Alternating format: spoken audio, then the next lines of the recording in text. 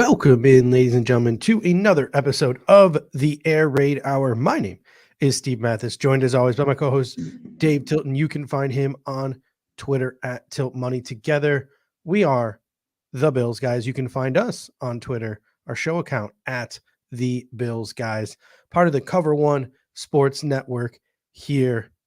How you doing this evening, Dave? Man, Memorial Day weekend's coming up, but it's been a heavy week. I mean, like obviously, right?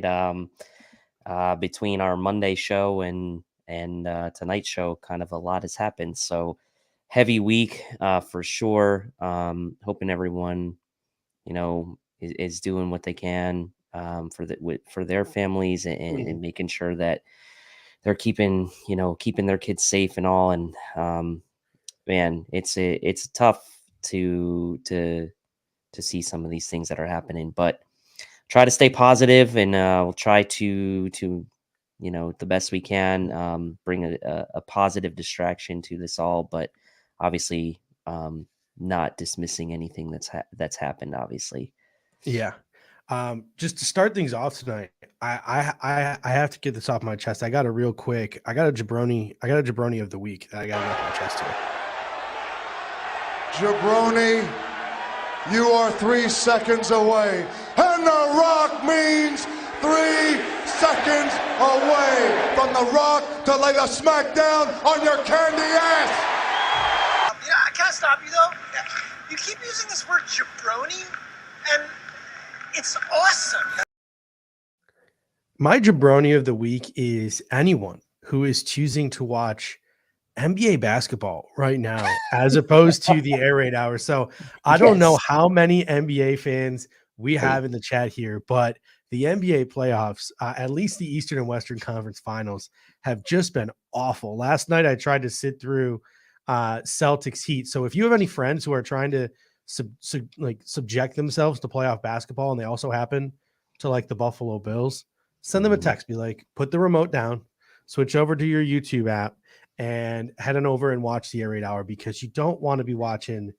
You don't need to be watching that. You don't need to be watching us on Tape Delay and that live. You watch this live, catch the highlights on Sports Center. If you're gonna watch anything, watch my Carolina Hurricanes taking on the old in the Stanley Cup playoffs. That's better than watching the NBA. But yeah. All right, so let's start with Bills OTA observations. The Buffalo Bills had their second set, or maybe their first set of OTAs, with their first set of OTAs that were open to the public. I got the list here. I guess their week one of OTAs were this week, May 23rd, 24th, and 26th. They'll be back at it next week, May 31st, June 1st, and 2nd. Then they have week 3 of OTAs, June 6th, 7th, 9th, and 10th. And then they have their mandatory mini camp, June 4th, 14th through the 16th, before they call it a summer break, before they head out and get ready for St. John Fisher in July. So at least Tuesday, I believe, it was the first real open practice to the media. So the first glimpse that we got to see of Von Miller out on the practice field, all the different Bills players and their different numbers. So let's discuss that right now. The first thing I think that you want to mention is getting to see Josh Allen in shorts and a visor again. I mean, just 6 to midnight, as we say on this show.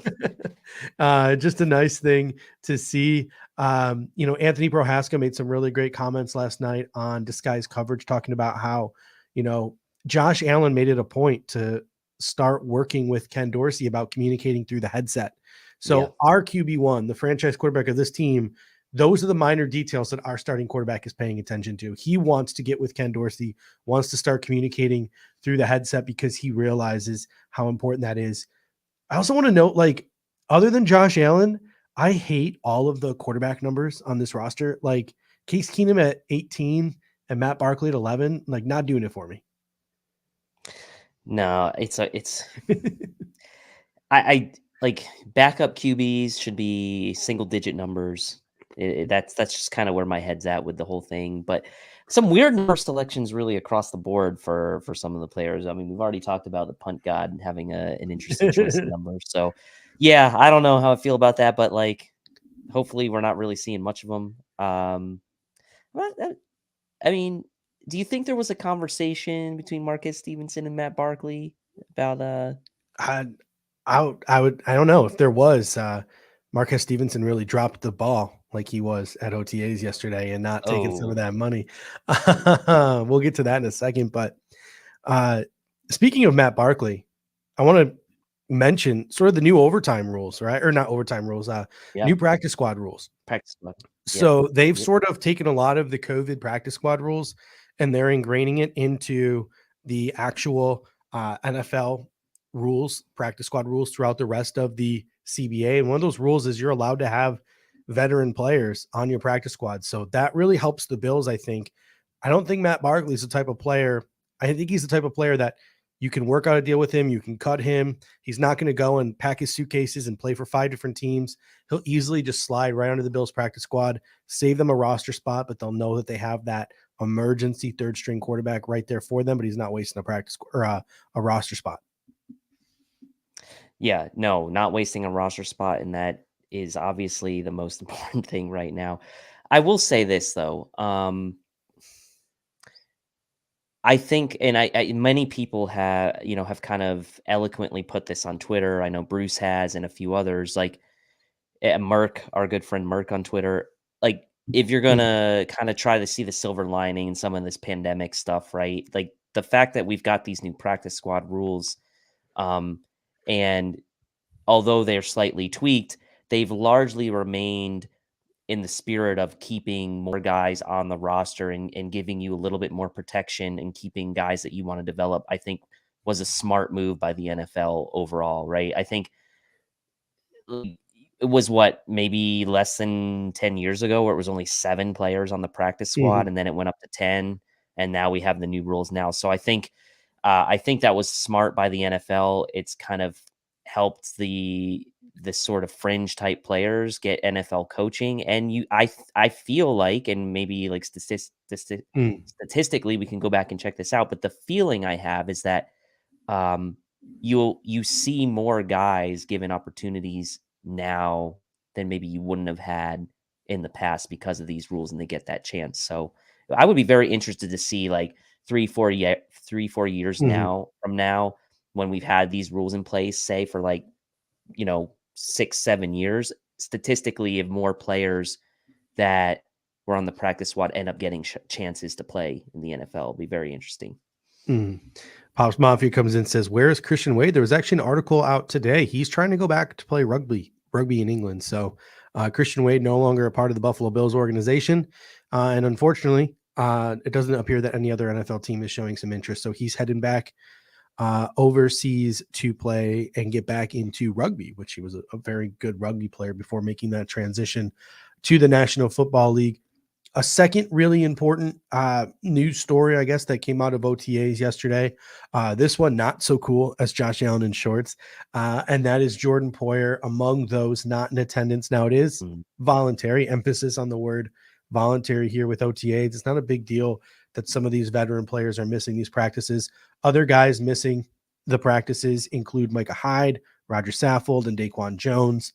Poyer was in town for a charity event, all proceeds of which were going to the Buffalo shooting victims and their families. You can still donate.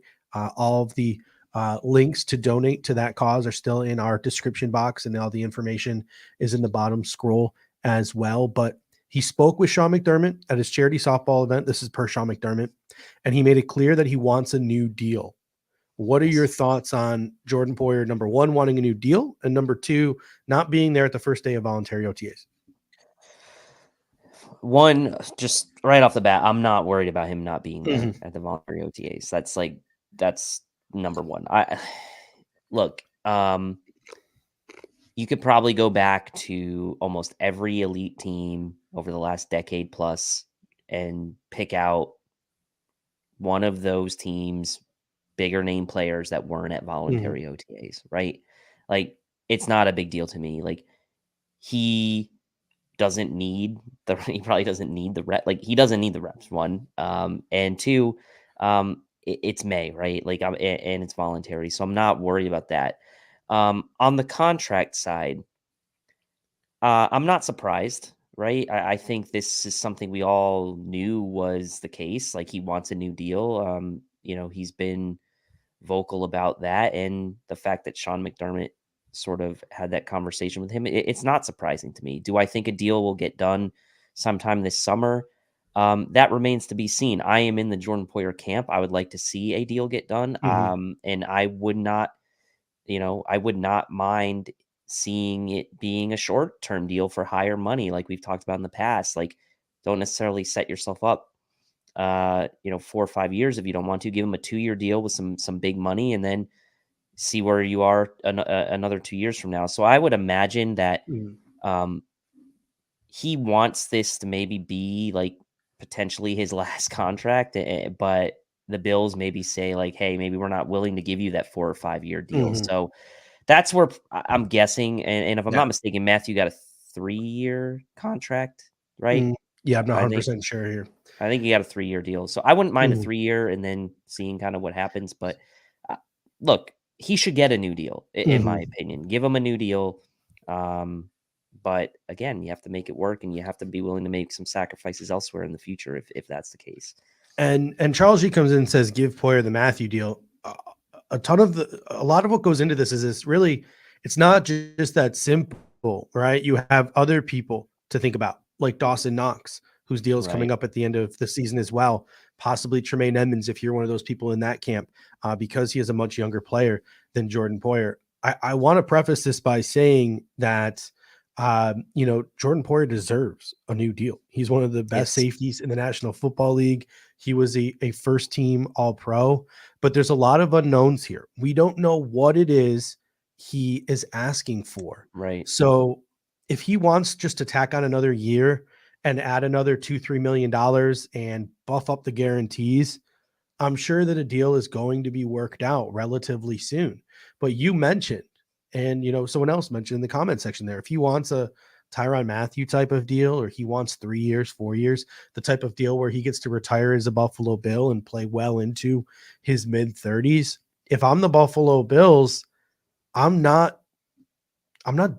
not giving that to him as much as maybe he does deserve it, because at the end of the day, it is a business.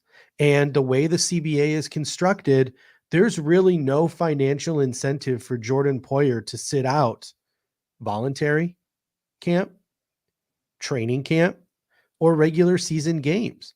All he's doing is affecting his stock, taking money out of his pocket, and not giving himself a chance to showcase himself for teams when he does hit the free agent market in 2023. So if Jordan Poyer, and again, we don't know what he's asking for, but if he's asking for like a 3, 4, 5 year deal, something the Bills don't feel comfortable with, he's just going to play for the Buffalo Bills in 2023 and in 2022 and just not be happy about it. And sometimes as a football team, as much as you want to preach culture and as much as you want to have a really nice culture, sometimes you got to piss some people off, and some people aren't going to be happy with the contract that they're going to be playing with. So at the end of the day, this is a Buffalo Bills team in 2022 in a Super Bowl window. And I'm completely okay if they don't give him a new contract, if those demands are ridiculous. Yeah. I mean, he's 31 right now. I mean, what term, as far as length, would you be comfortable 2 years giving him? Yeah. I mean, I'm kind of like, I could go to 3 potentially. 3 years, including 2022. So 2022, 2023, 2024. Like, that's what I'm like. If he wants to tack 3 years onto what's already part of his deal, I don't know if I feel comfortable with that. So so what you're saying is like, give him more money in 2022 and then tack on another 2. And for me, it's not even the years, because number one, I think safeties age gracefully. And number two, I think Jordan Poyer is a player who's going to age gracefully. But what I don't feel comfortable with is the money that would come along with like a 4 or 5 year deal. You know what I'm saying? Like, if he was like, give me the security of a longer deal, I'll cut some AAV off, I would give him a longer deal. Like, if if he's like, give me 5 years, if he's like, give me 5 years, $55 million, like $11 million AAV, I'd give him that. Like, I really would. And I'd give him a good chunk of that guaranteed, because I feel like he could probably play till he's 34, 35 years old and be pretty darn good at it. And at $10 or $11 million, that would be a steal. But if he wants to get up into the $13, $14 million AAV, I just don't feel comfortable with that. Yeah, and this is what I've talked about in the past. I feel like if you're gonna squeeze any kind of bargain out of a deal with Jordan Poyer, your best chance of doing that is Mhm. giving him a longer term, right? Giving him 4 or 5 years is your best chance if you're the Bills to reduce that AAV. But the Bills may not be willing to do that if they feel like in that fourth and fifth year that his play isn't going to warrant that type of money. Now they could do something creative where like those fourth and Mhm. fifth years become sort of low from a dead cap standpoint if they were to release him and give him some upfront guaranteed money. But that's really no different than giving him a shorter term deal with the same guaranteed money, right? So it's a very interesting situation. 3 for 36 is Charles. I think that's about around what Matthew Solid. got. Mhm. And I would do that. I would do 3 for 36 Mhm. for him. I'd sign up for that. Yeah, and I mean, if you're Jason Taylor here too, 1-year extension that would match Micah Hyde's term, but then who's to say Micah Hyde then doesn't get upset? Like, hey, you just extended Jordan Poyer. Now Jordan Poyer is making more money than me. I want you to even me out with Jordan Poyer. So it's that slippery slope that the Bills have to deal with. And also, if you're Jordan Poyer, you're sort of backed into as much as I want to be pro player, right? I want to be pro player. I respect Jordan Poyer. I respect his game. I think he deserves to be paid. I hope he gets paid. All of these things. As much as I'm pro player, looking at it from sort of the perspective of the Buffalo Bills, you're like, listen, Jordan, you're under contract for 1 more year. There's no financial incentive for you to sit out. It's only going to hurt you. You're going to hit the free agent market again in 2023 and be 32 years old. What team is going to give you a big deal at 32 years old as a safety? So I think the Buffalo Bills honestly, truly hold most of the bargaining chips. And I think if Jordan Poyer was smart, he would match that high deal, tack another year onto the end, or maybe a 2-year deal, something of that nature. Because even though he was a first team All Pro, even though he's a very good football player, when he does finally hit that market at 32 years old, I don't know what team is going to pony up the money that he thinks he's going to get. I can't foresee it. I will say this before we move on to the next topic. Guys like Jordan Poyer and Micah Hyde missing time right now might honestly be beneficial to the Buffalo Bills, right? Because these guys have been so ingrained in the system for so long. They know it like the back of their hand. They're veterans. They can rest their bodies, etc. And I think it was probably really cool in OTAs this week and maybe next week and the week after. Really cool, really beneficial, whatever adjective you want to throw onto it, for guys like Jaquan Johnson, guys like Damar Hamlin, and guys like Josh Thomas to be getting maybe some first team reps with this defense. So I think also trying to look at the bright side of the situation, I think some of these younger guys getting some run is extremely beneficial to the Buffalo Bills, possibly in the long run. I mean, these guys have so little chance for a run that they're probably loving it, right? Like, I mean, it's like even reps at OTAs for them are gold, right? Because they just don't see the field defensively when it comes to the regular season and real games. So yeah, I'm with you on that. Plus, it gives the coaching staff a little chance to see how they are developing, right? Against maybe the ones. So I'm at this time of the year, totally good with it. Yeah. So moving on now, wide receiver room. Stephon Diggs was welcoming Kaiir Elam to the NFL. So that was cool to see in some of the articles. The 2 articles that I had a chance to peruse were Matt Perino's and Joe Biscaglia from NY Up and The Athletic. So those are the 2 that I really had a chance to peruse. And that's what I'm basing most of what we talk about today on, is those 2 articles. If anyone has seen any other articles that were really good or beneficial, or some things from some other articles from some reporters who were there, feel free to share that in the comment section, some of those tidbits and takeaways. I'm mostly basing what I'm talking about here off of the access that those 2 fine gentlemen and reporters had. But the wide receiver room, Gabe Davis was mentioned, just picking up where he left off as well. And then the other name that I saw mentioned the most was Marquez Stevenson.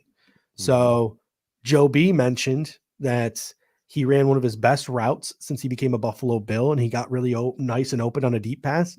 And then Matt Barkley hit him in stride and he dropped it. And apparently he had 2 drops over the course of the practice that was open to the media on Tuesday. I personally have high hopes that Marquez Stevenson can be wide receiver number 7. He can be boundary wide receiver depth, like a sort of a guy who can just stretch the field from the boundary. He can also be a depth piece as a returner as he continues to develop there. But he's going to need to shape up and not drop these passes. Wide receiver depth is going to be really must watch in training camp. What are your thoughts on sort of that, the lower half of that wide receiver depth chart? Yeah, I mean, Stevenson has some things going for him, right? As far as his path to the roster, he's obviously got the deep speed, which the Bills don't have a ton of in the receiver room. He does bring at least the capability as a return man.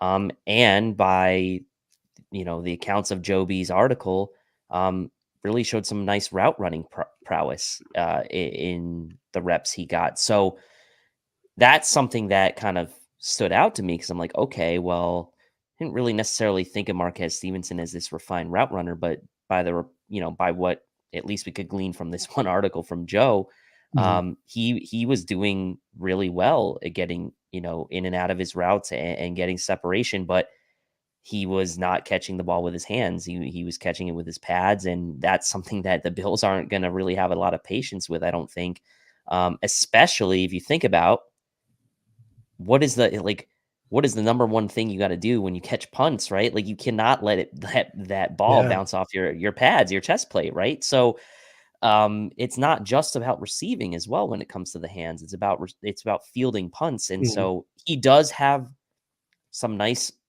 paths to make the team, especially if the Bills do want to go 7 wide receivers this year. But yeah, the bottom of this or the middle to bottom of this wide receiver battle is going to be interesting. It's a little bit different than what we saw last year, because like last year we were kind of questioning whether Isaiah McKenzie was going to make the team or not, and it looks by based on what the Bills did this offseason that he will. So you're talking about like now the 6th and 7th guys. Who are those guys going to be? And so Stevenson has every chance to make an impression, but he's really got to, have some better reps as far as using his hands, catching the ball. Moving on from the wide receiver room, offensive line room, the guy that was mentioned in both Perino's article and Joe B's article was Tommy Doyle, last year's 5th round pick, showing some flashes. He had a nice rep, Perino mentioned, against Ed Oliver. And I know what you're thinking. Tommy Doyle against Ed Oliver? Was Ed Oliver playing defensive end? No. Tommy Doyle was playing interior offensive line. He was in at guard during some of these OTAs. So he kicked inside to guard, at least for some reps. We don't know if he did the whole practice there or whatever, but he did kick inside to guard for at least some reps.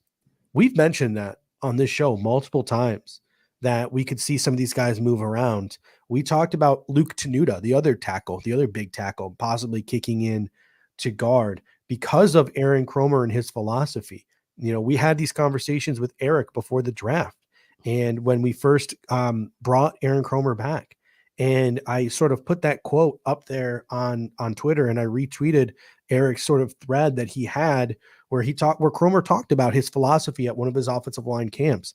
And one of those philosophies is that you are going to see offensive linemen in practice shuffling between positions and playing more than one position and playing out of their comfort zone, because even if they embarrass themselves, even if they don't do well, Aaron Kromer thinks it's important for Tommy Doyle, who's playing left tackle, to understand the responsibilities of the left guard, not just in his head, but to actually understand what it feels like to play left guard and what that left guard is going through. Because when he sees a left guard do something as a left tackle, he can sort of figure out whether that left guard is making the right decision, the wrong decision, what he's reacting to, and that can help him play better left tackle. So offensive guard might not be Tommy Doyle's permanent spot because of Aaron Kromer's philosophy, but I mean, it would be pretty darn cool to have like a 6'9" offensive guard, especially with Josh Allen being so tall. He's not Kyler Murray. You can get away with that kind of stuff.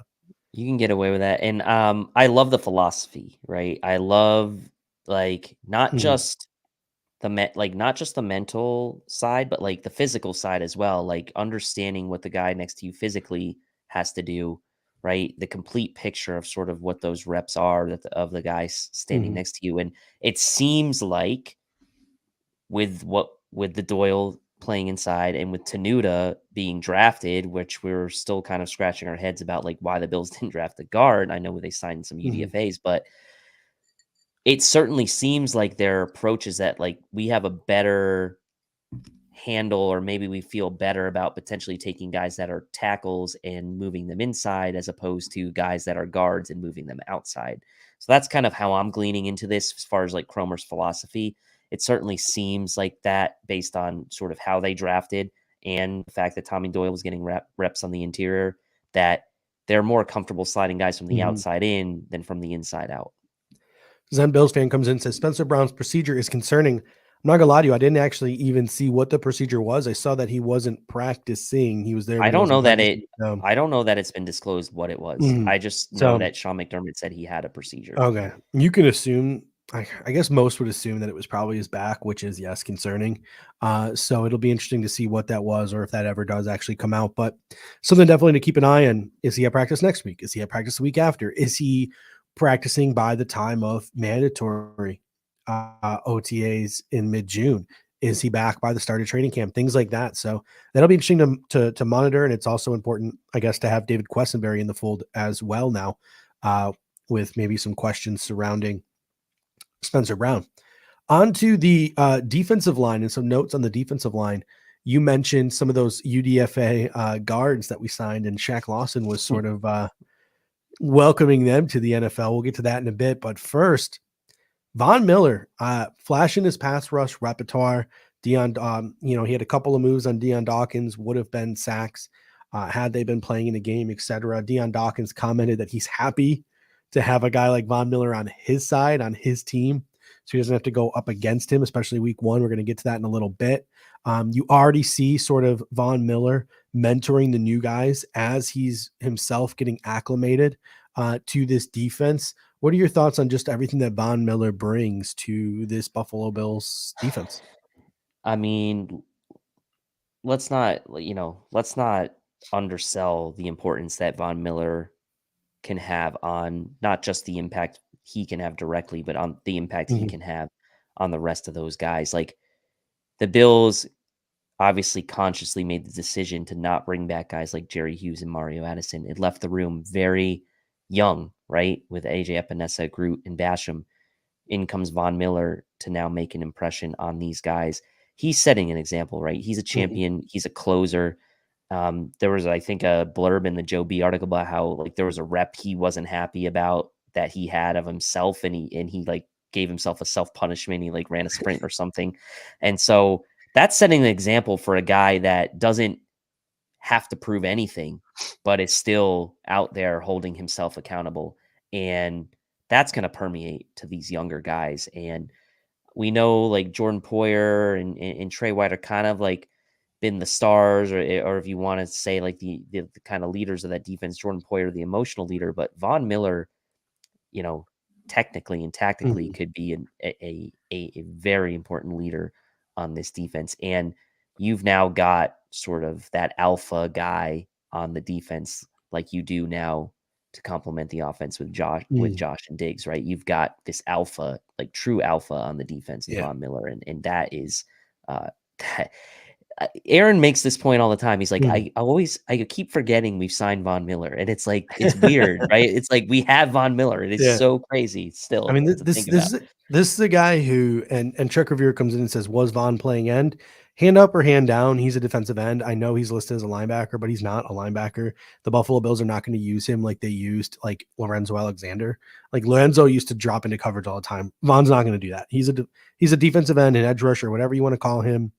He's going to be rushing the quarterback 99.9% of the time. So however he's standing, it doesn't matter. He's going to be filling that same role that Jerry Hughes and Mario Addison had played for the Buffalo Bills. But this is a guy who, he had 4 sacks in 4 playoff games. He averaged a sack a game in the playoffs. And I understand that he's 32 years old, but like, the dude still has it. There's a reason why the Bills felt comfortable paying him all the money that they paid him.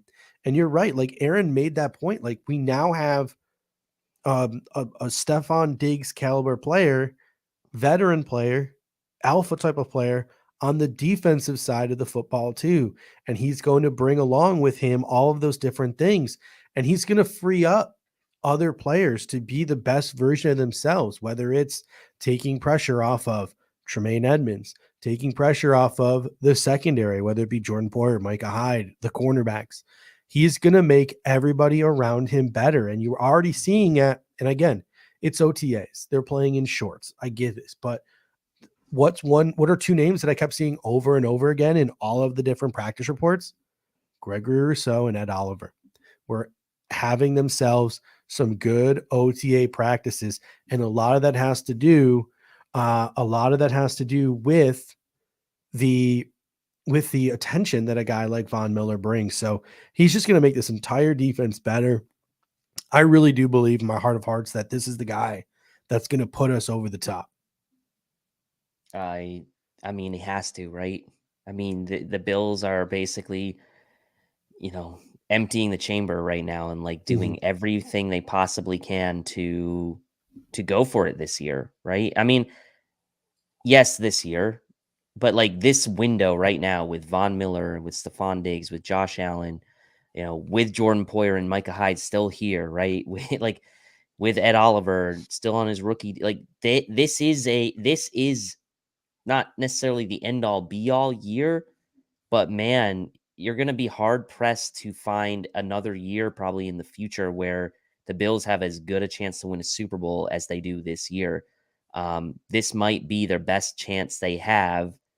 And I'm not saying that because I'm not confident in future years, but we may end up looking back and saying that 2022 roster was the best Bills roster in the Josh Allen era. We might look back and say that at some point. So this could be the year for them.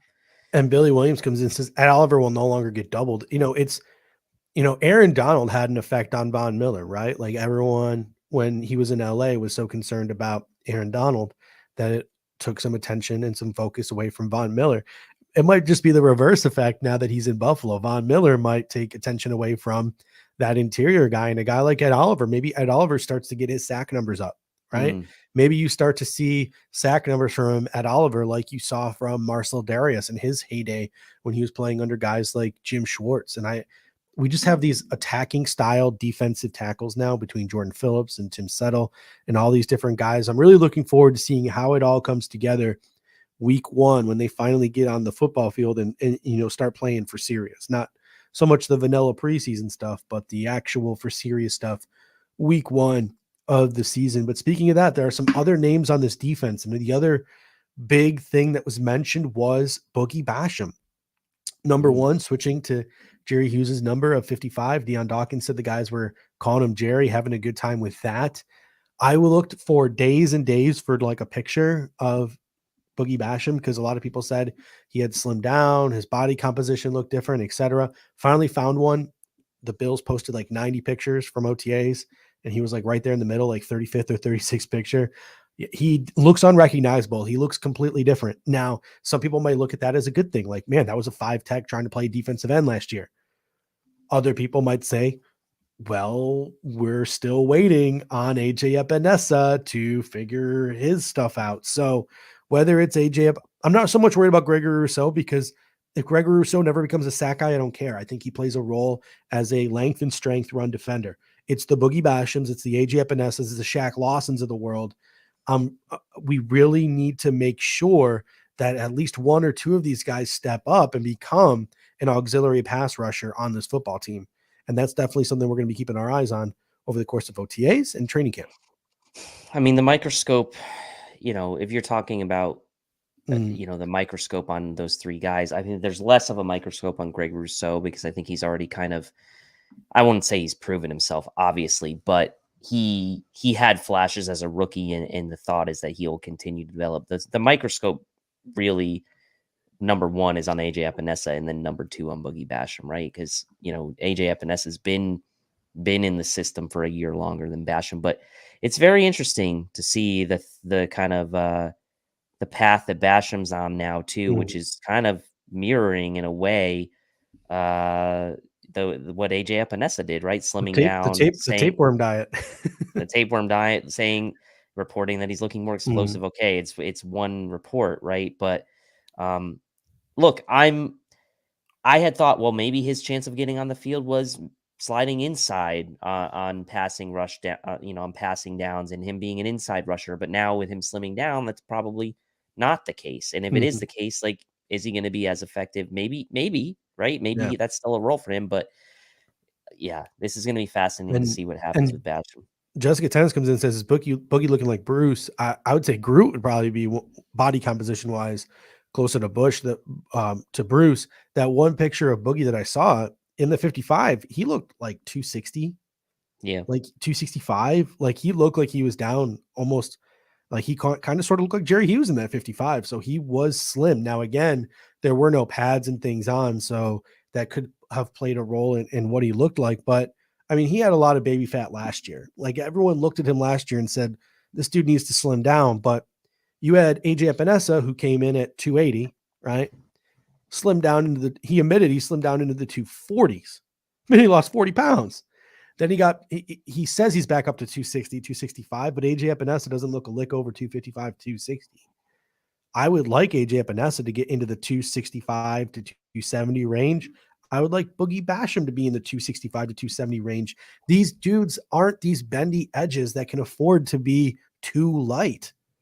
So to me, Boogie Basham and AJ Epinesa, they can't lose too much weight. They need to keep some of that power, some of that stuff that made them who they were. Now, whether AJ Epinesa ever figures out the correct body composition, I don't know. But let's hope that Boogie Basham doesn't make the same mistakes that AJ Epinesa did. And maybe this is all for naught because AJ Epinesa pops this year and Boogie Basham is right behind him. But it's baffling to me that the Buffalo Bills keep drafting these defensive ends and then making them completely reconfigure their body. Like it's weird. It's not a normal thing that I feel like most teams do. And it's something that the Bills just seem to have done now twice in the last 3 years. So very odd. But behind them is Shaq Lawson, who I'm not going to lie to you. When they first signed Shaq Lawson, I was like, this is a guy who wore out his welcome with multiple teams after signing that big deal in Miami. There was conditioning issues with him.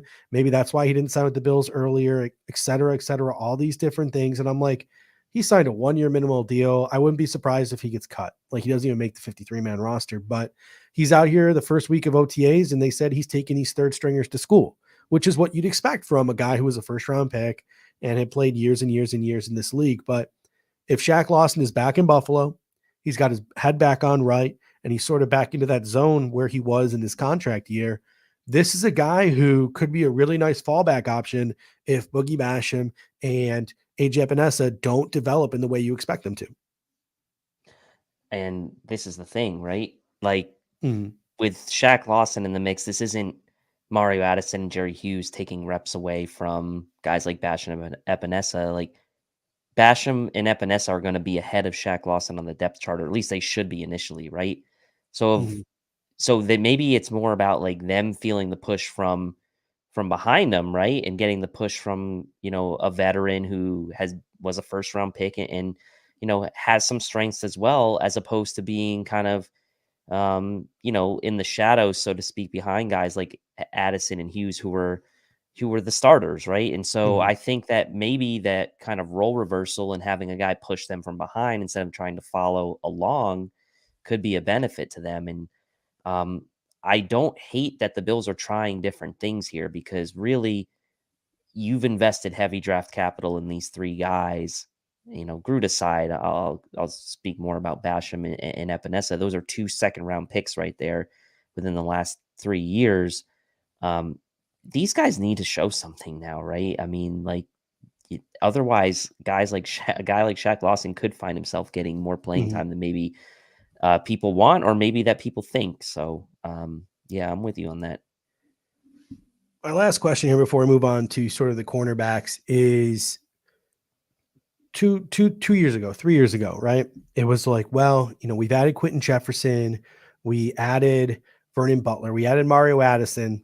This defensive line is too deep at every position. We're ready to take that next step, become a super dominant defensive line that's going to put us over the top. Didn't really work out the way we imagined. All right, well, we're going to draft Boogie Basham to go along with AJ Epinesa. Like this is going to be, we're going to draft Gregory Rousseau. Like these youngsters are what's going to put this defensive line over the top.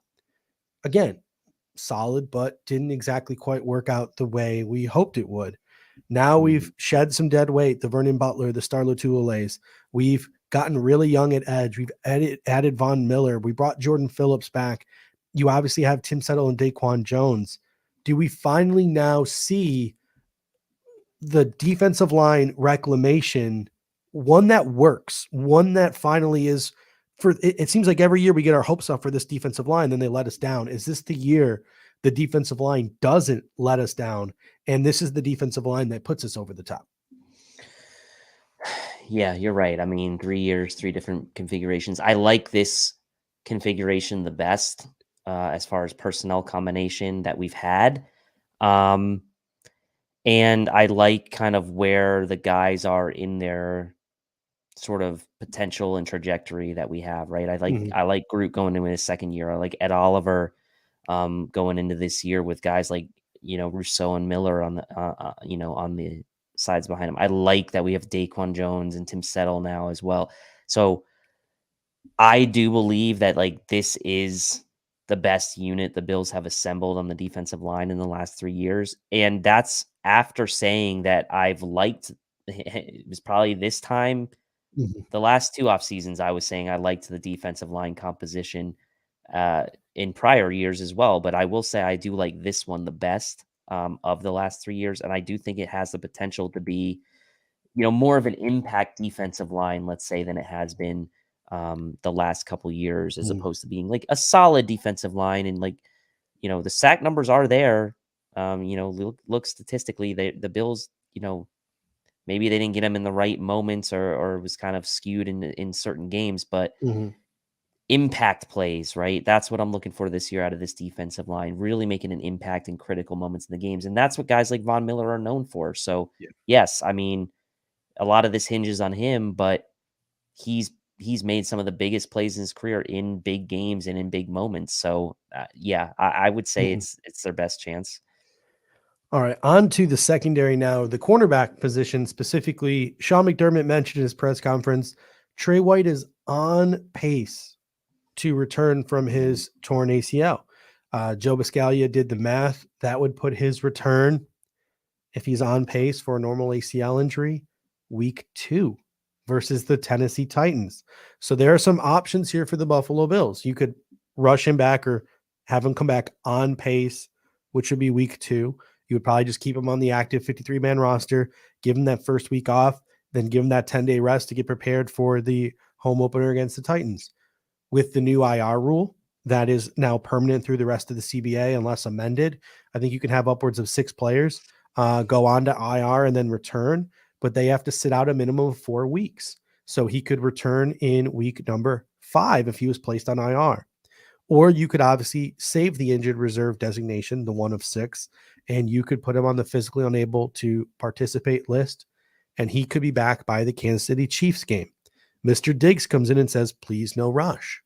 So there are a number of 4 games, not 4 weeks. But so there are a number of options here the Buffalo Bills could utilize. Do you want to see Trey White? I shouldn't even say do you want it. When do you think we're going to see Trey White? Do you think it's going to be Tennessee? Do you think it's going to be Kansas City? Or do you think it's going to be after the bye when we play the Green Bay Packers? I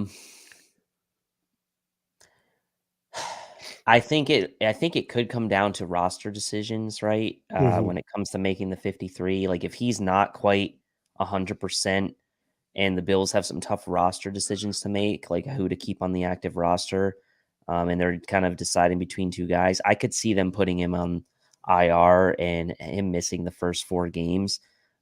It would suck, obviously, to miss him against teams like, against teams like the Rams, and even really the Dolphins to an extent. But like then you're talking about like Tennessee and Baltimore, the other 2 opponents, which, we mentioned when we covered, we were covering sort of the initial schedule reactions, like, maybe you can get away with it. Maybe you can get away with it and have him come back in week 5. But I think if the Bills kind of have their preference, they would, I mean, he's very close to returning for opening week and they just want to be super cautious. He'll probably be on the 53 and you probably see him by week 2 in that Tennessee game. But man, I don't know. I'm kind of torn on this. Part of me wants to be like super cautious, but then part of me is like, this is not an easy, like we need to win games and we need to win games like right away in this season. So it's tough, man. It's really tough. Yeah. in my mind, I'm like, week 2 versus Tennessee sounds good, but I think it's going to end up being Packers Sunday Night Football after the bye. Like I don't think we see. I think the Bills take their sweet time. I don't know if they'll need them. I think they'll look at the back stretch of their schedule and see that they can knock out a lot of wins in the back half of their schedule.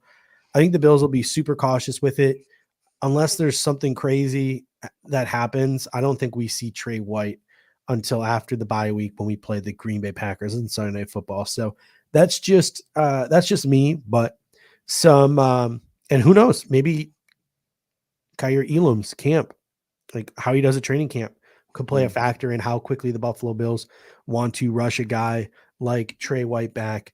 Stephon Diggs was welcoming Kaiir Elam to the NFL in both Perino and Biscaglia's piece. They talked about how Stephon Diggs was shown his veteran craftsmanship in the route running, and he was getting the best of Elam, welcoming him to the National Football League. Gabriel Davis was beating Dane Jackson down the field for a nice touchdown. Dane Jackson, the guy who never gave up a touchdown in the regular season, gave one up in OTAs against Gabriel Davis. And then Perino mentioned Cam Lewis as a guy who stuck out, and Joe B mentioned Nick McLeod as a guy who stuck out. And it's noteworthy when guys are getting praised at OTAs at skill positions, right? Because wide receivers always seem the Des Lewis effect. Everyone likes to talk about Des Lewis. Oh my gosh, Des Lewis, he's going to be a dude for us. He's going to be the next Stevie Johnson. We found a real sleeper in Des Lewis. Des Lewis never turned into anything. He just happened to be really good in shorts. Why? Because sometimes skill position players can look really good when the pads aren't on, specifically wide receivers. So if wide receivers can look really good without pads on, and you have 2 cornerbacks who have to go up against these wide receivers who look good with no pads on, and Cam Lewis and Nick McLeod are at least flashing something. I'm not saying it means they're going to be good. I'm not saying it means they're going to be locks. I'm not saying it's going to make them sleepers exactly, but I think Cam Lewis and Nick McLeod both getting excerpts in both of these articles from these 2 beat guys is noteworthy and something to keep an eye on for training camp. It's certainly worthy to keep an eye on. I think Cam Lewis has gotten this kind of buzz in the past as well. And also, like, I am taking it does give more credibility that Joe B also said that, but I also know that Matt Perino has an affinity for Cam Lewis. What? Yeah. So that's nothing against Matt, obviously, but the fact that him and Joe B both reported it does give that credibility, and Matt's obviously a credible guy. So yeah, I do believe him when he says that. Nick McLeod, same type of thing last year as well, right? He did have some kind of sleeper buzz as well, but this is a position where, similar to last year, an outside chance for one of these guys to make the roster potentially, right? Like where do you see a path from it to make the roster? Well, maybe it is in the situation where Trey White doesn't start the season on the active roster, right? And one of these guys makes the team. It's certainly within the realm of possibility. So they're fighting for every, they're fighting on every rep, and they're going to do that. These guys are going to do that throughout training camp. So we'll see what happens when the pads go on, but yeah, a good sign, obviously, that the corners having some nice run without the pads. And I think too, like the better these corners play, the less likely we are to head out into free agency and give a call to a guy like Joe Hayden, right? If these guys aren't puking all over themselves, if these guys are looking solid in OTAs and they carry it over early on into training camp, a veteran like Joe Hayden may never get that phone call that a lot of us were expecting, and even maybe still expecting after drafting Kaiir Elam in the first round. We got Connor Kennedy's coming in and saying, does Christian Benford have a realistic shot at making this roster? 100% he does. Whether it's Nick McLeod, whether it's Cameron Lewis, whether it's Christian Benford, whether it's Elijah Griffin, right? All of these guys, if they can, number one, make a mark on special teams, and number two, make a mark on defense and show they can be versatile, play a little nickel, play a little boundary, etc. In case of Benford, play a little bit of safety.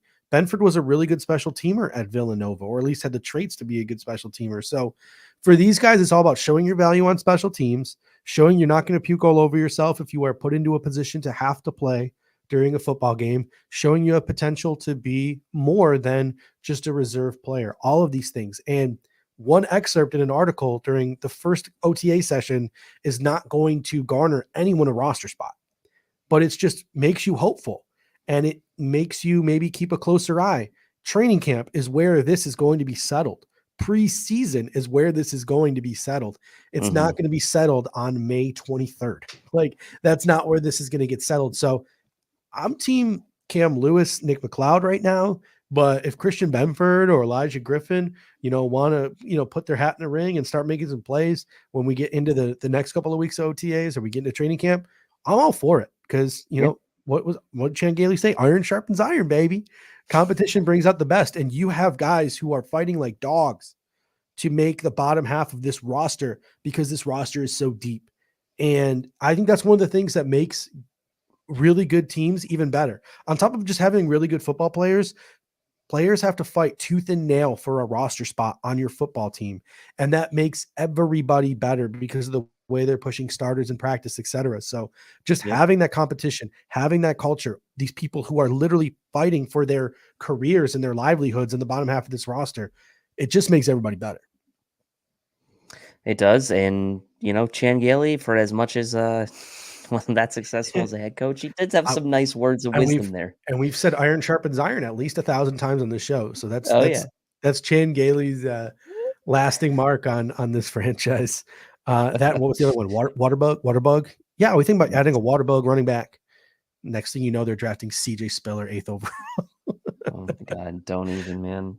All right, so the sole focus, or the focus of today's show, outside of OTAs, I shouldn't say sole focus because we started off with the first 50 minutes on OTAs, is we're going to break down the Buffalo Bills schedule against we call them the marquee football teams, right? The Buffalo Bills were the number 1 seed in the AFC East this year, which means that they have to play other number 1 seeds this year on their schedule. This year, it's the LA Rams, the Tennessee Titans, the Kansas City Chiefs. That's what comes along with being the big dog, is you have to play other big dogs. So it starts off week 1. The Buffalo Bills are at the LA Rams, 8:20 kickoff on NBC. It's the marquee NFL kickoff event. Week 2, they get some nice rest, and they are at home versus the Tennessee Titans, 7:15 ESPN Monday Night Football. It's game 1 of a doubleheader. We get Joe Buck and Troy Aikman for that game. And then week 6, we are at the Kansas City Chiefs. It's a Tony Romo, Jim Nance, 425 CBS game. So before we dig into these teams and we talk about what did they do in free agency, what did they gain, what did they lose, how did they draft, what does their depth chart look like? Before we get into all of that, what are your thoughts on just the Buffalo Bills having to face these 3 marquee teams this season? Yeah, and just to, we acknowledge that the Bills have other big time games, and including primetime games. So we have actually already covered the AFC North and the Bengals on Monday night, and the NFC North and the Packers. Yeah, so feel free to go back and watch on demand. Feel free. How do I feel about it? I mean, I feel like we're getting to the point where we're quite familiar with these teams outside the Rams, obviously, but the Titans, I mean, we talked about it when the schedule release came out. It was like the last 5 years we've played them or something, or 4 out of 5 years we've played them. The Chiefs now, this will be the 5th time we're playing them with Josh Allen at the helm, right? Obviously 2 regular season games in the past and 2 playoff games. This will be the 5th total game in the last 3 years against the Chiefs. So familiarity here for a team that is not in your division is it doesn't happen as often in the NFL as it might happen in other sports. So it's cool that you've kind of established yourself, if you're the Bills, as like a big dog in your division and you're playing the other big dogs, but it also comes with a little bit of added pressure because now you need to still get these wins to be able to continue to win that division. And as much as, we're probably going to have some things to say about the Titans and the Rams losses in the offseason. Like, the Titans are still a very good team. Like, the Rams are still going to be very good. And the Chiefs, whether you think the Bills are better than the Chiefs or not, they haven't been able to get over them in the playoffs. So really important games. And if the Bills can stack these wins in these games early within the first 6 weeks of the season, might I add, then as we've said, the latter half of the schedule kind of seems a little bit easier. So these games could really set you up for some nice momentum early. Yeah. And that's the one thing that stuck out to me is we are facing all of these teams early on the schedule. So there was, what was the comment we made when we talked about some of these teams like the Bengals, etc., we could be having a different conversation when we do the pregame show, just so everyone knows. Air Raid Hour pregame before every Buffalo Bills football game here on the Cover One YouTube.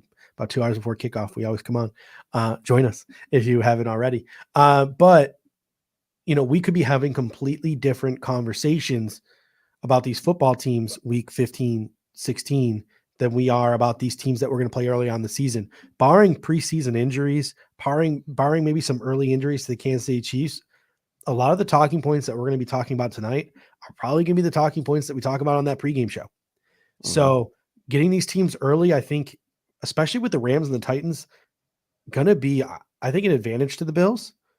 Obviously, we already on our schedule show talked about we have the Rams right off the bat.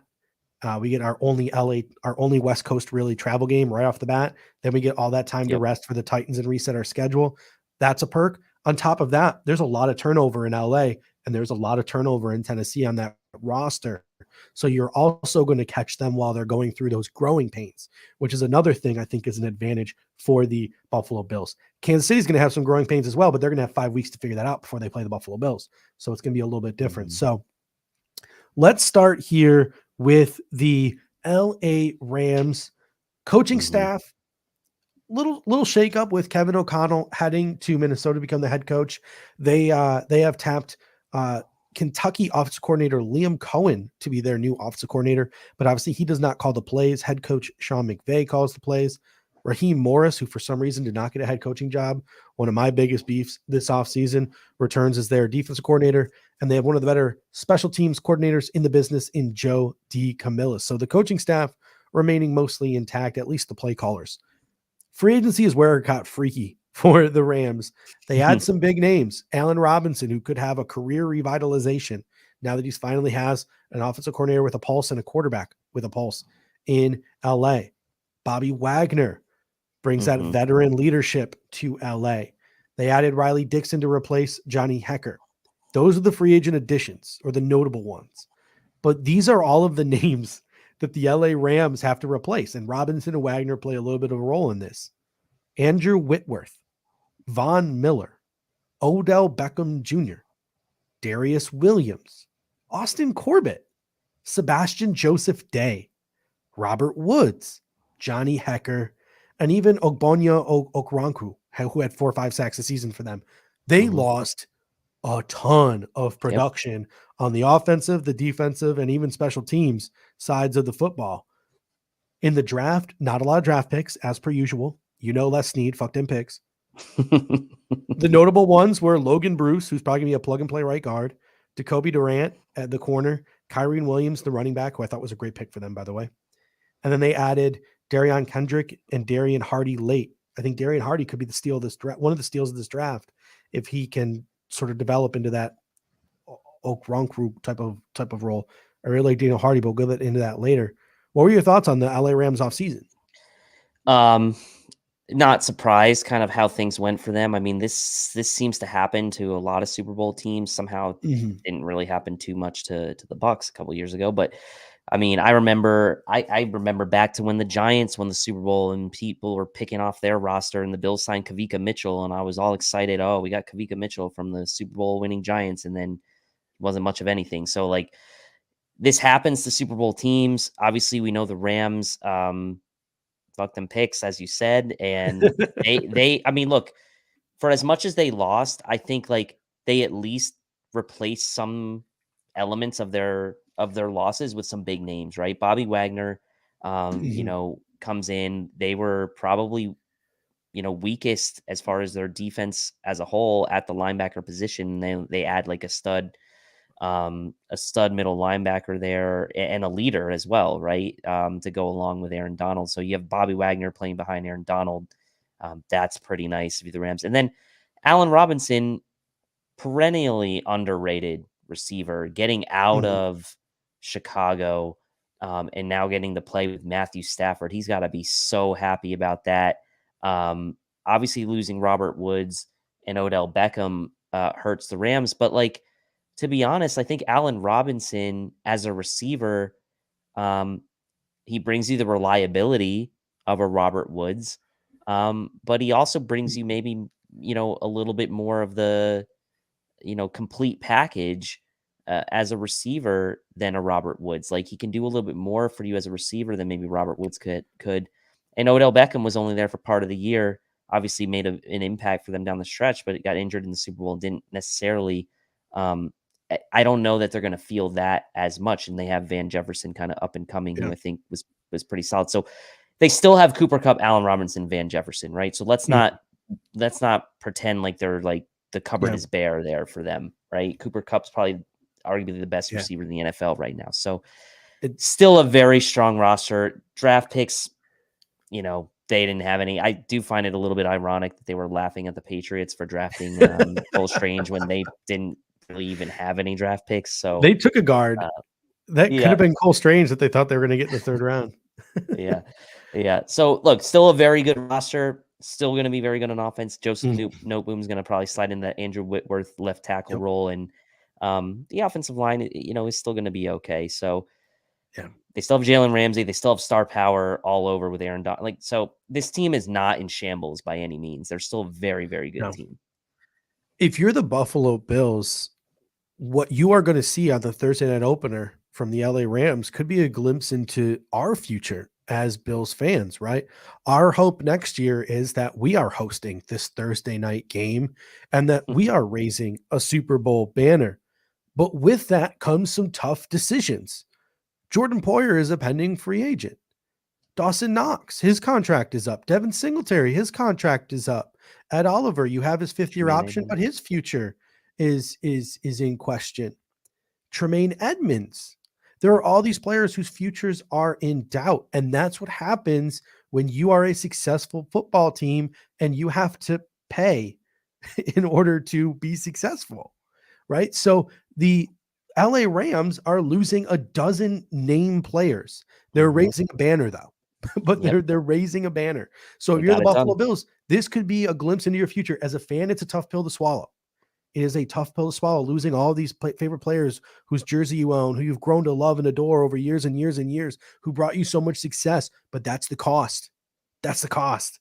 So if you're the Bills, this could be if that's a cost to raise a banner, just sign me up because I want the banner. So for some people, it'll be a tough pill to swallow, or it's something that's tough to think about. For other people, they're gonna be like, no, that's cost of doing business. Let's do this. Let's go. I hope that's us a year from now. So exactly. They got a Super Bowl. They got a Super Bowl. Sean McVay got a Super Bowl. Les Snead got a Super Bowl. Like, fuck them pick strategy. Hey, people can laugh at them, but they won the damn Super Bowl, so they got a ring out of it, and if it worked. What did Tom Berenger say in Major League? They won the whole damn thing. They won the whole damn thing. Yes, they didn't say damn though. This is a family show though. Only Les Snead swore on the show. That wasn't me. That was Les Snead. So I didn't even swear. Yeah, it was a quote. I was quoting someone. I guess I would also be quoting Tom Berenger in Major League if I swore, but I'm not going to. All right. So looking at the Rams depth chart, I mean, this is an offense that I don't want to, it's scary and it's not, right? Like, so you got Matthew Stafford, the running game, which is always kind of solid, but also not really ever spectacular, has got Cam Akers, D'Angelo Henderson, and then Kaiir Williams added to the mix. The wide receivers is where it's scary. It's Cooper Kupp, it's Allen Robinson, it's Tyler Higbee, it's Van Jefferson. And then left to right on the offensive line will likely be Joseph Noteboom, David Edwards, Brian Allen, the rookie 3rd-round pick, Logan Bruce, and Rob Havenstein. So a solid offensive line. It's going to be a team that runs to set up the pass, does a lot of 11 personnel stuff, right? Offensive line is working in 2 new starters. It could take some time to gel, but I doubt it because that's just what they do. They work in new offensive linemen all the time. They have shallow depth, but that's sort of irrelevant week 1. If we were playing in week 10, that might be a different story. Right. I mean, the biggest concern for the Buffalo Bills is Cooper Kupp and Allen Robinson, with Trey White likely not playing. That's going to be concerning. Look, Cam Akers, I know he came back at the end of the season last year. Incredible. He's a really good running back, and Darrell Henderson isn't a slouch either. Don't forget your guy Jake Funk is there still too. I was trying to cut down on the number of players we talked about since I knew we were going to go long on the OTA stuff. I know, but Cam Akers, we can't discount him. And remember, Darrell Henderson, when we played the Rams 2 years ago in the regular season, had a pretty good game against the Bills. So he's no slouch either. Really good offense. Tyler Higbee, finally kind of getting his chance to be the number one guy last year, and he really kind of ran with it. So, like you said, not super deep, especially at receiver. You got Tutu Atwell, there is a backup. You still have, you don't have a ton of depth, but like you said, it's not going to matter in week one. So it is kind of scary. I actually, let's see, if I had to choose between Cup, Beckham, and Woods, or Cup, Robinson, and Jefferson, I'd probably rather face Cup, Robinson, and Yeah, Jefferson I than would too. Cup, Beckham, and Woods. So Mhm. I guess if you look at it that way, it's okay. But I mean, it is going to be a tall order because especially if Trey's not there. But by the same token, we saw the Bills go into a similar kind of gauntlet against Tampa Bay last year and, struggle a little bit at the onset, but really kind of got it together during the second half in a game that they didn't have Trey White, right? So Yeah. there is a little history to build on that you could potentially look back and say, okay, well, they've been able to scheme up somewhat successful outings against teams where it didn't look great on paper. So, there's And still hope. this is gonna be such a tough matchup for the Bills. Number one, because you add Tim Settle, you add Von Miller, you add Jordan Phillips, you have that Oliver already in place. So you're like, all right, let's go, let's get that quarterback. But this is a team that loves to let you get right up in that QB's face and then run the screen or run the counter and do those things to take advantage of teams that are overly aggressive. So you got to be Yep. patient. You got to be able to handle that stuff.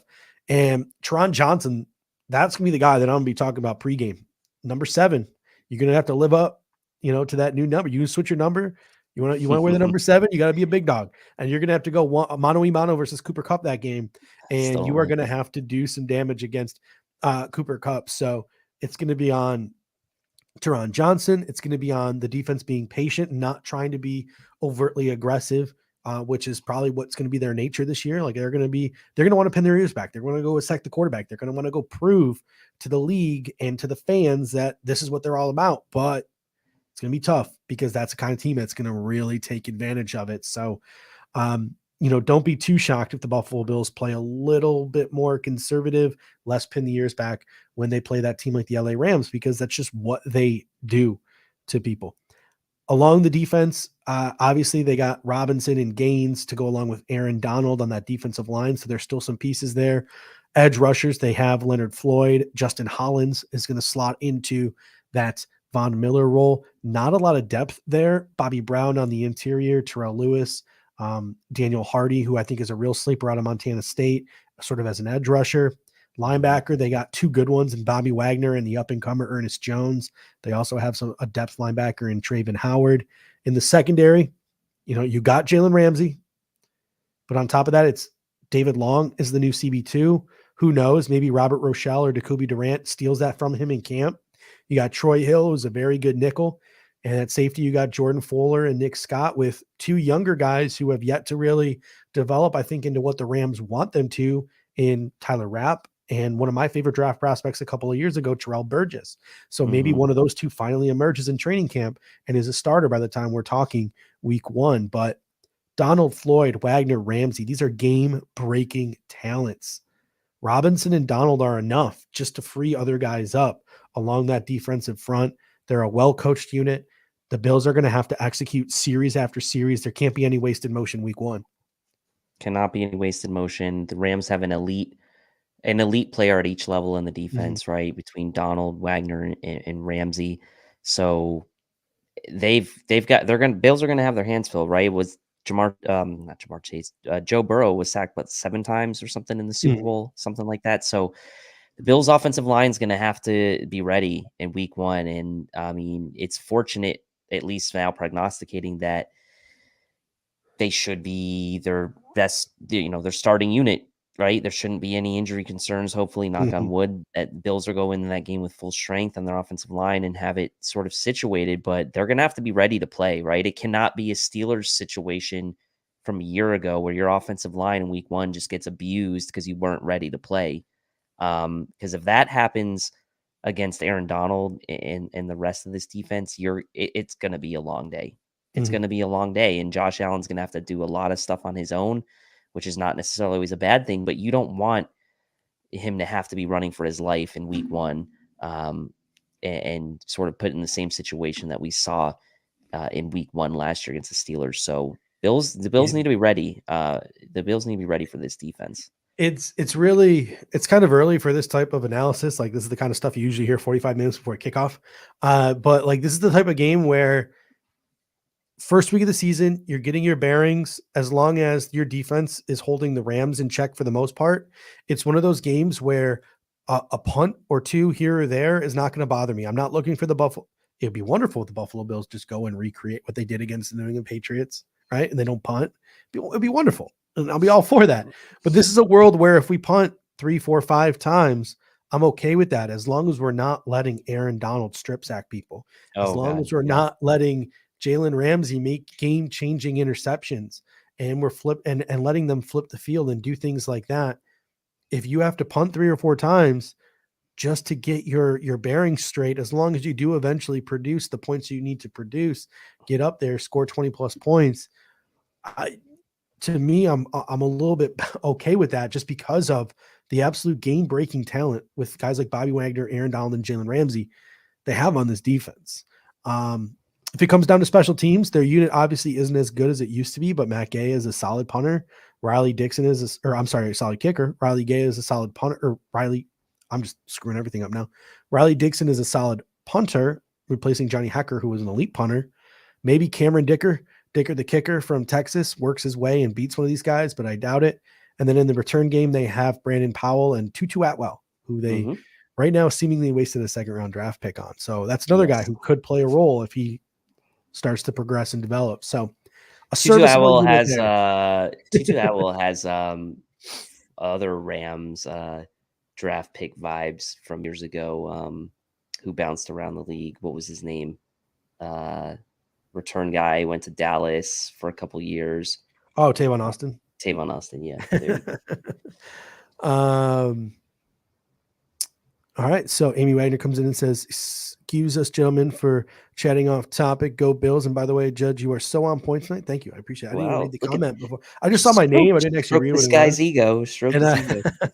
And I thank you and Dave and Cover One. Thank you, Amy. We appreciate that. So on to the Tennessee Titans now. So we get those beautiful 10 days off. Then we get to reset our schedule. We're at home. Before we start getting into the Tennessee Titans, I'm just happy we're finally playing the Tennessee Titans at home. Can I just say that? I know.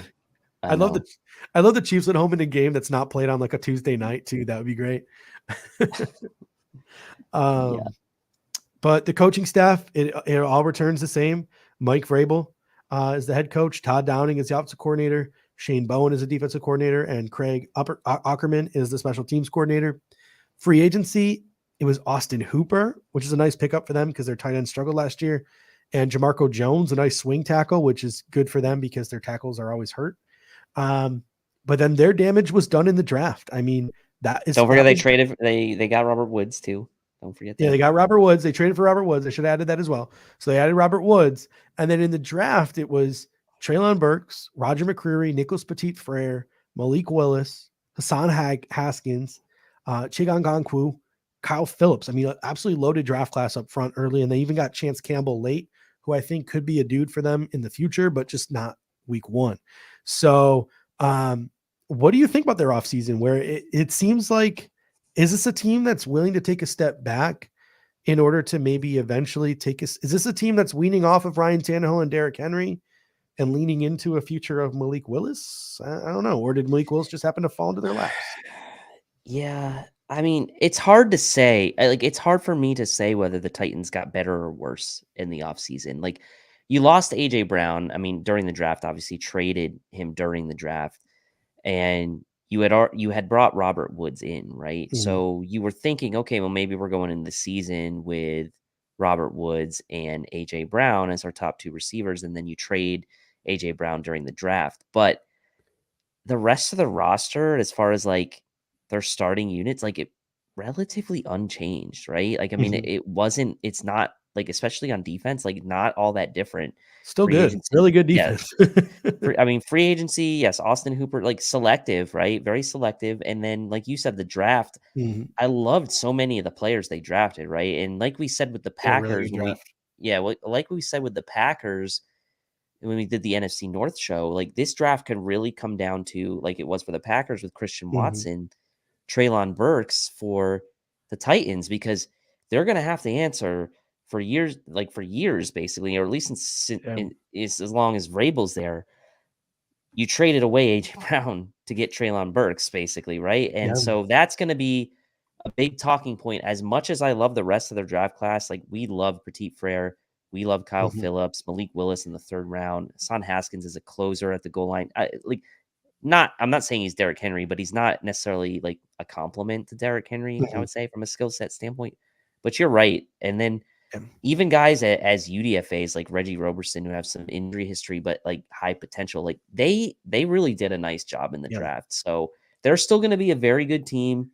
That's not going to be a change, but it's going to be interesting to see if the dynamic of their offense changes at all without AJ Brown, because it seemed like for years the Titans were trying to find that receiver to give a complement to their running game, and they found it with AJ Brown, and now he's gone. So what is the offense going to look like?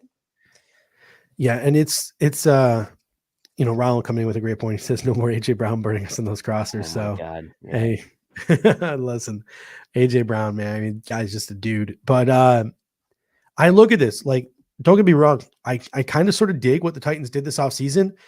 But again, specific to the Bills, I don't know if I like what they did this offseason to help them week 2. This is a team that could start clicking mid-season. This is a team that could start clicking in 2023, right? Like with some of the guys they added. I don't know how quickly some of these guys are going to come in and contribute. Like, let's take a look at this offensive depth chart. It's going to be Ryan Tannehill to start the year. I doubt Malik Willis takes his spot, usurps him. So it's Ryan Tannehill. You have Derrick Henry and Hassan Haskins, I think, is now going to be the clear-cut RB2. I think they'll run the ball more, and I think they'll trust taking Derrick Henry off the field a little bit with a guy like Hassan Haskins. Yep. But then I look at their wide receivers. Like, it was cool they added Austin Hooper, and they got Jeff Swain. They could run some 12 personnel out of that. But Robert Woods, Akeem Westbrook, Treylon Burks, Kyle Phillips, 3 of those 4 guys are slot guys. Like, where's their boundary receivers? Are they going to play Treylon at the boundary? Are they going to play their wide receivers tightly packed in because they like to run the ball? So it's going to be really interesting to see how that they utilize some of that personnel. I think Chigangwankwu could be the sleeper here because he's sort of that like Delaney Walker type of fullback, tight end, slot wide receiver type of just chess piece, maybe like even like a little Jonnu Smith that could be used all around. But it's tough to use that guy all around when your other receivers are slot receivers and you can't flex them out wide. So it's going to be really interesting to see how that they utilize all that personnel, because there seems to be a lot of redundant skill sets within that personnel group. And the offensive line, if they're healthy, it's going to be Tyler Lowen, left tackle. I think it'll end up being Nicholas Petit-Frere at left guard. I think he's going to fill the shoes of Roger Saffold quite well. They're built very similarly. Ben Jones at center, Nate Davis at right guard. And then hopefully, I think they're hoping Dylan Radunes turns into something, even though he struggled last year, and becomes their right tackle. So some high draft picks, some names along that offensive line. They should be solid, at least in run blocking, because they've always been solid in run blocking. Not a lot of depth on that offensive line outside of Jamarco Jones. So I see a lot of 12 personnel. I see a lot of run first, play action, manufacturing guys open in the passing game, because I don't really know if they have a lot of guys who could just get open on their own. It's a wide receiver core full of slot receivers. It's a unit you look at and you really shouldn't fear them, but they always seem to find a way. Yeah, they do. And we haven't really yet let Derrick Henry get going last year. Obviously, we know about the questionable holding calls, and like he just gets going, and then the Bills just can't seem to find a way to get things together. I mean, they do have 2 guys that like are developmental, maybe boundary guys, and Racey McMath, who I talked about some in last year's draft, and Des Fitzpatrick, who both guys that drafted in the 2021 draft.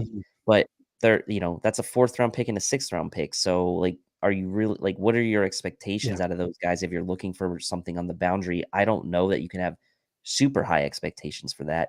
And like you said, the offensive line looks really good. And for when the Bills play them in week 2, that should be their starting unit, like you mentioned, but the depth is where you have the concern there. So while the Titans may be a team that can maybe find their footing as they get, through the season, should they face any sort of injuries, like potentially on their offensive line, then that could potentially sort of offset any development that they might get from, finding their groove. So it is a good team. And, again, sometimes these good teams, they don't have the best depth. And that's kind of what it looks like here for the Titans. And, at least and that's it just seems like they're just going to try to battery ram their way down the football field. And their big plays are going to, I think they hope, come from Derrick Henry, right? Because like this is not a team that can bash you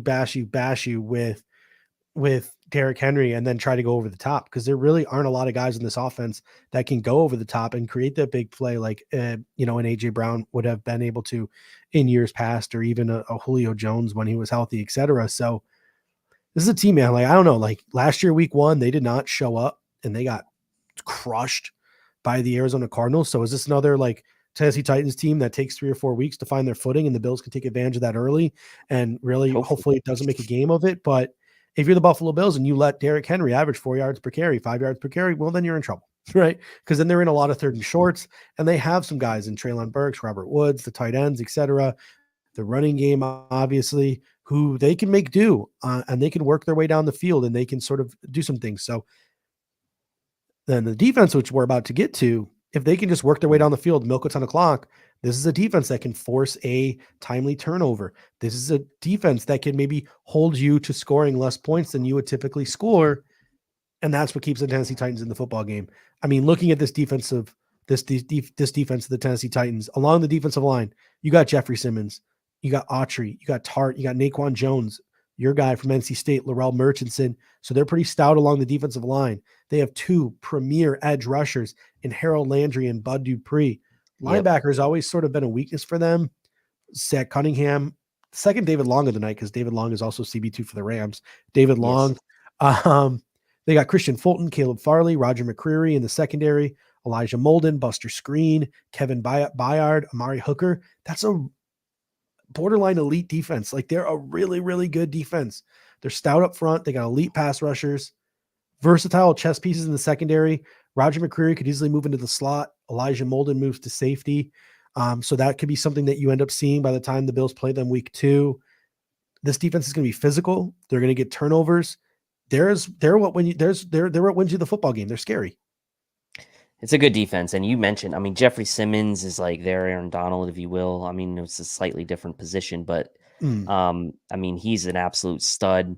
And the pass rushers, on this team, like a lot of the teams we've been talking about, like, well, where are they going to get pressure from? Like, you're not going to question where the Titans are going to get pressure from. I mean, Bud Dupree and Harold Landry, I mean, is it the best combo duo of pass rushers in the NFL? I mean, you could make the case that it is. And then you look at their secondary and you're like, okay, Christian Fulton, 2nd round pick in 2020, Caleb Farley, 1st round pick in 2021, Roger McCreary, 2nd round pick in 2022, Elijah Molden, 3rd round pick in 2021. It's a young secondary. It's a highly invested secondary from a draft capital standpoint. And if they're right, it could be a very, very good secondary. So the Titans have really done, I think, a good job in getting personnel to kind of turn that pass defense around, which, in a couple years in the past had been a weakness for them. And they're now trying to turn that into a strength. So a really good unit. And then you think about things like how the Titans lost AJ Brown, and sort of like we joke around like how the Titans were a crappy 1 seed, but like you start to look at this team top to bottom and you're like, man, this is still a very good team in my opinion. So defensive side, also very good. And that's their key to success. Their key to success is just to be a battering ram on offense and pick up first downs and churn their way down the field and milk a lot of clock and, manage to get their way to around the 20-point mark, and to have their defense shut you down and get you some timely turnovers that flip the field and get them some easy points to maybe put them over the top. Like, that's how they are going to win football games this season, at least until maybe some of these younger guys can develop a little bit more and become a little bit more comfortable. But special teams are solid as well. Randy Bullock, Fat Randy, always seems to play well against the Bills. One of the best punters, if not the best punter in the league, Brett Kern, but they also got Ryan Stonehouse as a UDFA. So maybe Brett Kern's days could be numbered.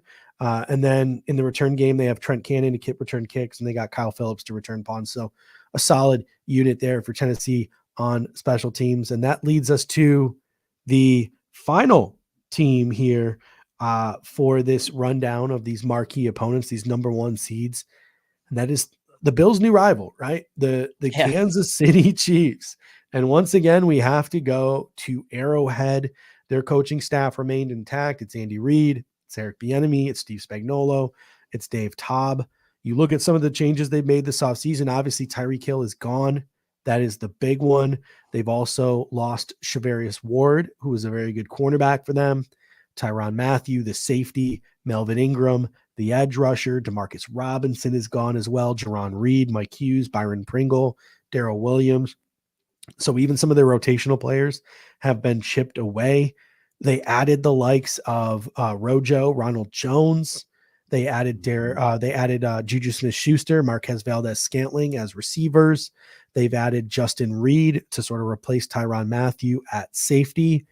And then I thought they had just a really good draft, adding Trent McDuffie, the corner, George Karlaftis, the edge rusher, Sky Moore, the receiver, Brian Cook, the safety, and Leo Chenal, the linebacker. And I really like, even later on, Joshua Williams, I think, is a corner with some upside. I don't know if he's going to be, by week 6, able to really be a factor in the Bills game. And Darian Kennard, their 5th-round pick, could be a sleeper to possibly maybe even win the starting job at right tackle. So he was a good steal for them in the 5th round. But just your thoughts, losing Tyreek Hill, bringing in Marquez Valdez-Scantling, Juju Smith-Schuster, drafting Sky Moore, that defense, it was weak last year. It was their weak spot. Losing Mathieu, losing Ingram, adding Reed, adding Karlaftis, adding Brian Cook, adding Trent McDuffie. What are your thoughts on some of these offseason moves for the Chiefs? Look, you're not going to replace Tyreek Hill, right? In a single player. So the Chiefs are going to say, okay, we lost Tyreek Hill. We're going to give Mecole Hardman a chance to maybe fill some of what Tyreek Hill did out of the slot, and we're going to give a chance for Juju Smith-Schuster to bring us a different element out of the slot as well. And so you sort of are replacing Tyreek Hill's skill set with 3 players in my mind. You've got Marquez Valdez-Scantling who can stretch the field for you. You've got Juju Smith-Schuster who can play in the slot and bring you some of that slot reliability. And then you've got Mecole Hardman who can maybe do some of those crossing, horizontal type, those horizontal type motions and routes that Tyreek was able to do and kind of run away from the defense. But losing Tyreek Hill, I mean, you just replace a guy like that. Juju Smith-Schuster is a very good receiver. And I think for him to come into this unit and to, I guess, technically be the de facto number 1 wide receiver, but let's not pretend he's the number 1 option. Like Travis Kelce will still be the number 1 option. So we'll see how he fares there. I hated their draft, and I hated it because it was so good. And I said this during our live coverage too. I just felt like they kept hitting on every pick they were making. You talked about them losing Tyrann Mathieu. That was their emotional leader on their defense. But then the more I thought about it, I'm like, yeah, he was an emotional leader for their defense, but their defense stunk. So does it really matter? How much does it matter that they lost him? And it does matter, but their defense still stunk, right? And the Bills can march up and down the field in them. So for me, it's more about in the offseason what they did to try to replace what they lost with Tyreek Hill, which was, obviously bringing guys like Scantling and Juju Smith-Schuster, who the 2 of them combined, that's a pretty good duo of receivers, different types of receivers, but you just don't win. You just don't replace Tyreek Hill with anybody really. So, yeah, I mean, taking a look here at the offensive depth chart, Patrick Mahomes is obviously Patrick Mahomes. Then you have Clyde Edwards-Helaire and Ronald Jones, who are probably going to be the 1 and 2 running backs. You have a lot of speed on the boundary in guys like Marquez Valdez-Scantling, Mecole Hardman. Are they as refined as Tyreek Hill? No, they are not. But they still add you speed on the boundary. You now have Juju Smith-Schuster working the slot, and you sort of have a flex guy, an inside-out guy in Sky Moore. So let's see how quickly he sort of acclimates to the NFL. And on top of that, you still have Travis Kelce as well. So I mean, Valdez-Scantling, Hardman, Smith-Schuster, Moore, Kelsey, a plethora of weapons in the receiving game for Patrick Mahomes, not to mention Edwards-Helaire out of the backfield as well. And then the offensive line from left to right, it's Orlando Brown, it's Joe Thuney, it's Creed Humphrey, it's Trey Smith. Left to right, they return everybody, and they were good last year. Right tackle is the question mark. Is it going to continue to be Lucas Niang? Is it going to be Andrew Wiley? Could maybe Darian Kennard, who a lot of people thought would kick into guard, but some other people were pretty adamant that no, he could play right tackle. Could he be their right tackle? So who knows who their right tackle is going to be, but it'll be Roderick Johnson, my favorite. I think it'll end up still being Lucas Niang. Yeah, but, no, probably will be. Yeah, but you know, I think the at the end of the day, the biggest loss, I think they still have a plethora of weapons. They can still be successful. They didn't address the running game, which I think still hurts them, right? Like, they need to be able to run the ball better, especially against light boxes. They didn't do anything other than add Ronald Jones, which does not move the meter for me. Is he really that much better than Darrell Williams? I don't think so. I don't think he's better than Darrell Williams personally. I think Darrell Williams is better. I think Darrell Williams is better for the Cardinals, by the way. Agree. I think he's a better all around running back than Ronald Jones. Ronald Jones essentially gives you 0 in the passing game, right? Darrell Williams could do a little bit of everything. So I think their running back room is worse than it was last year, in my opinion. Speaking of Patrick Mahomes and Josh Allen, there's a match commercial on my TV right now as I'm watching the NBA playoffs in the background. When is that? End of June? Wednesday, June 1st, Wednesday. Oh, it's Wednesday. I think Greg and Aaron, I think they need to work out a thing where they just go live for the duration of the match and just do a live play-by-play of the match. That would be nice. I look at that. The one thing that I do find solace in is I don't think the Bills will play 30 yards back with 13 seconds left because I don't think they have to worry about I don't think there's any Tyreek Hill type players to house one and just give them a quick touchdown at the snap of a finger. But yeah, that offense is still going to be dynamic. They're still going to score points, but I don't think they got to the root cause of what plagued them last year. And I don't think they fixed the running game like they should have. There should have been more of a focus there, and there just wasn't. On defense, you said it. Their defense was bad, right? And Melvin Ingram out, George Karlaftis in. It's Karlaftis, it's Frank Clark, it's Josh Kando at edge rusher. Maybe Leo Chenal from the strong side linebacker position tries to add a little bit of pass rush pop there. You got Chris Jones and Derek Noddy on the interior. Kalen Saunders coming off the bench. You obviously got, Gay and Bolton coming back at linebacker, 2 pretty solid linebackers. Snead, Fenton, McDuffie are your 3 corners. Who plays the boundary, who plays the slot, to be determined. And then you got Thornhill and Reed at safety with Brian Cook, who's definitely an upgrade over Dirty Dan. They use that third safety a lot. And Brian Cook was a guy that we talked a lot about, had a lot of Jordan Poyer to his game. So I look at this Chiefs defense and I'm like, they got some good pieces, but how ready are they to compete? Because they're thin, right? They're hoping Karlaftis and Leo Chenal and Frank Clark can regain his footing. Like, that's what they're hoping on for pass rush. And in the secondary, they still got some moving pieces and some guys adjusting and trying to get comfortable back there. Steve Spagnuolo's a genius. I get it. But that defense doesn't scare me a lick. It still doesn't scare me a lick. No, it doesn't. I mean, it's a lot of the same faces. It could have some of these guys developed, but I doubt by week 6 they're developed. Yeah, and I mean, Chris Jones obviously could wreck a game for you, right? Justin Reed was, their replacement for Matthew, who I think is a solid player. Annoying that they traded up with the Pats to get ahead of the Bills to get McDuffie, but McDuffie was touted as a pretty refined player, coming out of college, very sound and very kind of technically savvy. So I think that by week 6, he will be contributing for them pretty substantially, if not before. But you're right. There's names that look good, like Nick Bolton and Chris Jones and possibly Trent McDuffie, but like the overall unit isn't deep. Leo Chenal and Brian Cook probably aren't going to be making a ton of impact by week 6.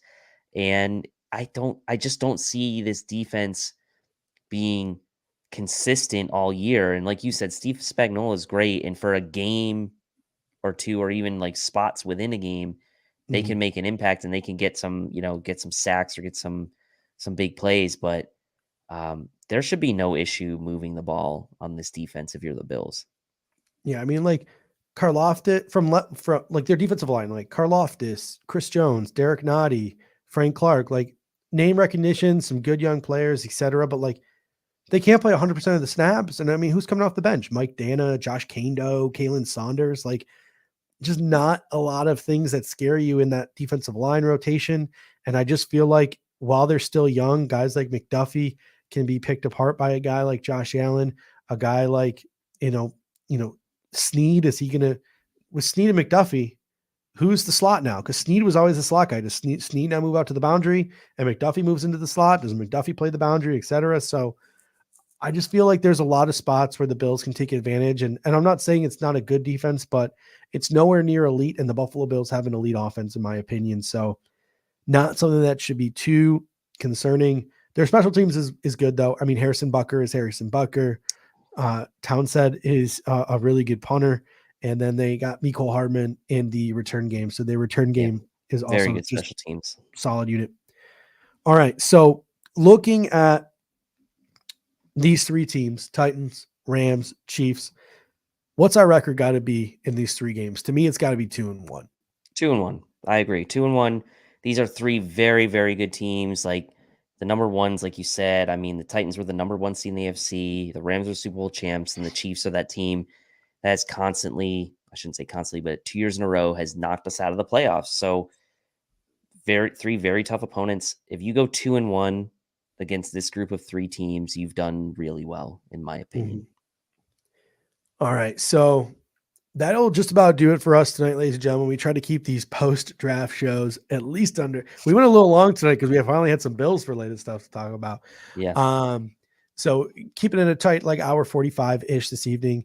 Just a couple of sort of short announcements. This is our last Thursday show of the off season. So when the off season started, we shifted from pregame and Monday nights to Monday and Thursday nights. And we worked our way through the draft, and we've worked our way reacting to the draft and through free agency and all that stuff. So with less Bills news to talk about, we're going to switch to Monday only through June. Then we're going to take a couple of weeks off, and then we'll be back Mondays only from training camp through the preseason. And then once we hit the regular season, we're back to our regular season schedule, which will be pre-games, which is going to be all over the place this off season or this next season. And Mondays at 9 p.m. So Mondays and pregame from here on out. And there's not a lot of pregames to speak about. So we will be Mondays only from here on out. So thank you for sticking with us on Monday and Thursdays. We super appreciate it. But as we roll into the summer, it's time to just take a little step back, go out, see some sunlight, see some daylight, enjoy your family, go sit out on the porch, enjoy some beers, all those cool things that you can do in Buffalo and places like that in the summer. And, if you are still with us, make sure you smash that like button on your way out. Make sure if you enjoy this Air Raid Hour experience to share this show. The number one thing we ask is if you like it, just text it to a friend, text it to a family member, someone else you think might appreciate the show as well. Have them come join our little community here. If you are watching on demand anytime you'd like, make sure to leave a comment in the comment section, smash that like as well. We'll make sure we get back to you. And if you are listening in audio form, this will likely be part 2, because I'm going to split this podcast in half, being an hour 45. Our OTA session will be session 1, and this will be session 2 of the podcast. So thank you so much for sticking with us, and make sure to subscribe and review on podcasts. Any final thoughts, Dave, as we head out of here? We're at 69 viewers right now. Nice. Gronk will be proud. Gronk will be proud. No, look, we appreciate everyone tuning in, right, on Mondays and Thursdays. This part of the summer, it's going to give us a chance to recharge a bit. So it's not because of anything like other than that, right? We just not because we don't love you. It's not because we don't love you. It's not. Just need to recharge a bit during these kind of summer months of the off season, and we'll be back to the 2 days a week once the season starts. However, given the number of Monday night games we have, there's some weeks where we only have special episodes, some one show where we might join Greg and Aaron on the post game. For what we could do, and we'll have to. We're literally talking about this in front of 60 of you and on demand for anyone to hear. So maybe we should save this, but maybe Greg and Aaron will let us do a post game show, right? Like WGR does that, right? Like a late night with Craig Ferguson. Well, WGR always has like Shope and the Bulldog post game, and then Nate Geary comes on for like 7.5 hours after, up until Jeremy goes in the morning. So maybe we can do a post game show. Maybe we can work that out. So yeah, the East Coast might be tough for me to do that one, but we'll see. We'll see. It'll just be me and you like straddling a baby, and I'll just do all the talking, and you'll be on mute. Your presence will be there, but I'll be the only one talking. So, thank you so much, guys. We really do appreciate it. We will be back on Monday, where we will be sort of what's Monday's topic? I don't even know what Monday's setting the expectations for this season. So with a season like this, with an off season like this, comes some expectations. So we'll be setting our expectations for the 2022 season right here on Monday night, and we'll be with you Mondays through probably July, and then we'll bring it on right back on through training camp. So until next time, ladies and gentlemen, go Bills. Go Bills. I almost hit the leave studio button, which would have been a huge mistake because I wouldn't have ended the show. And I also forgot to do the ending thing. So even though I just screwed up, until next time, go Bills. Go Bills. Are we having fun yet?